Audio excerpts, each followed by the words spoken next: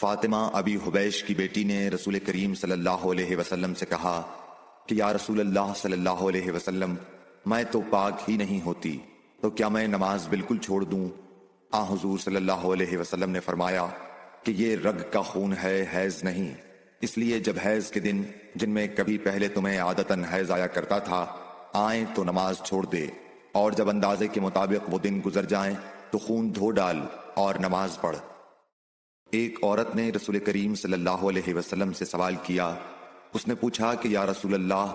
آپ ایک ایسی عورت کے متعلق کیا فرماتے ہیں جس کے کپڑے پر حیض کا خون لگ گیا ہو؟ تو رسول اللہ صلی اللہ علیہ وسلم نے فرمایا کہ اگر کسی عورت کے کپڑے پر حیض کا خون لگ جائے تو چاہیے کہ اسے رگڑ ڈالے، اس کے بعد اسے پانی سے دھوئے، پھر اس کپڑے میں نماز پڑھ لے۔ حضرت عائشہ رضی اللہ تعالی عنہا نے فرمایا کہ ہمیں حیض آتا تو کپڑے کو پاک کرتے وقت ہم خون کو مل دیتے، پھر اس جگہ کو دھو لیتی اور تمام کپڑے پر پانی بہا دیتی اور اسے پہن کر نماز پڑھتی۔ نبی کریم صلی اللہ علیہ وسلم کے ساتھ آپ کی بعض ازواج نے اعتکاف کیا، حالانکہ وہ مستحاضہ تھیں اور انہیں خون آتا تھا، اس لیے خون کی وجہ سے تشت اکثر اپنے نیچے رکھ لیتی۔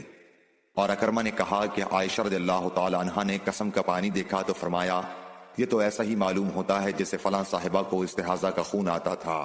حضرت عائشہ رضی اللہ تعالی عنہا نے فرمایا کہ رسول اللہ صلی اللہ علیہ وسلم کے ساتھ آپ کی ازواج میں سے ایک نے اعتکاف کیا، وہ خون اور زردی نکلتے دیکھتی، تشت ان کے نیچے ہوتا اور نماز ادا کرتی تھیں۔